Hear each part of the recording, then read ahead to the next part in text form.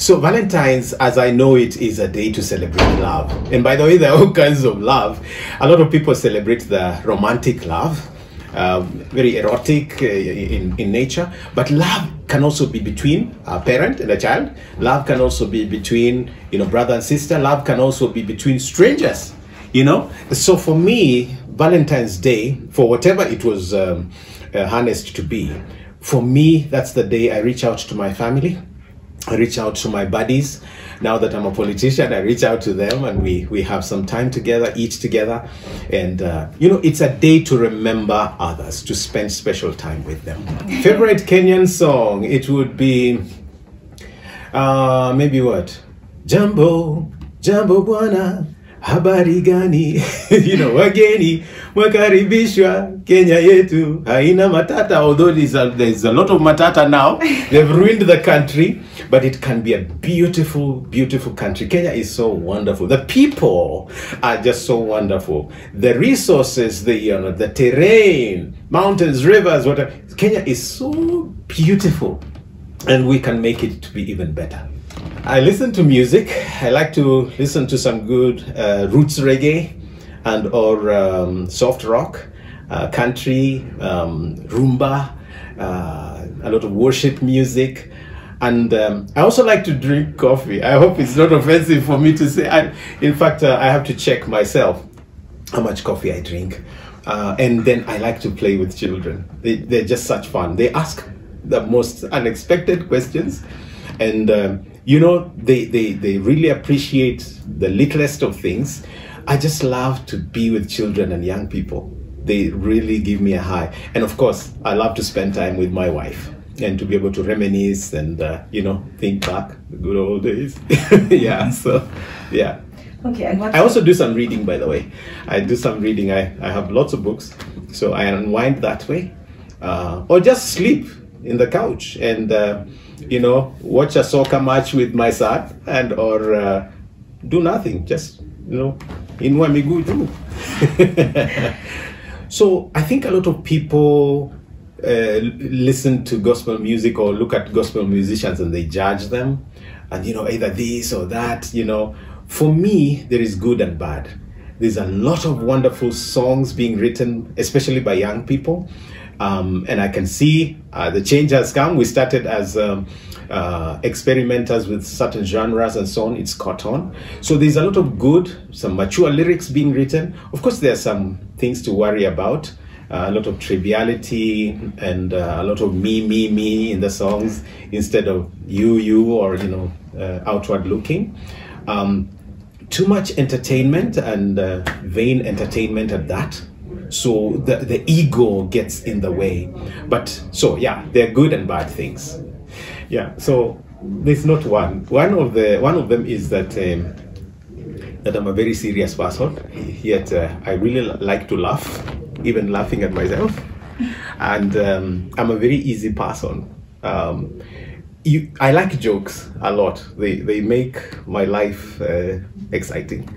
Another misconception is that because I'm blind, that I don't know a lot. There's sometimes someone will come to my wife and say, "Mwambie nimemsalimia." So they also assume that I also can't hear or can't think. So there's lots of misconceptions. And then there are people who actually just think, oh, this musician, I'm actually many, many other things. I'm a teacher, actually bona fide teacher. I actually even teach now at the Africa International University. And I'm also a broadcast journalist. A lot of people don't know that. My second degree, Master of Science in Journalism and Media Studies. And I'm also a social activist. That's another thing people don't know about me. So when they hear the musician, for example, is running for president, it's like, either ataweza kweli or sasa nani atatuimbia, They think that the two are mutually exclusive. I actually want to be the first singing president. About 9 in Africa, and then of course some in Europe, the Middle East, the US, I would need to count. Yeah. Okay, I've always been a social activist from when I was about maybe 17, 18. I don't want to say this too much, but I actually participated in the first attempted strike in high school. I was quite involved with the student movement when Robert Ouko died. We demonstrated and all of that. So there's always been something of a social activist in me. And I've always been angered by, you know, what goes wrong in the society. And so that I always feel I must do something about it. When I hear you're in trouble, I don't look at you as a statistic. I want to do something about it.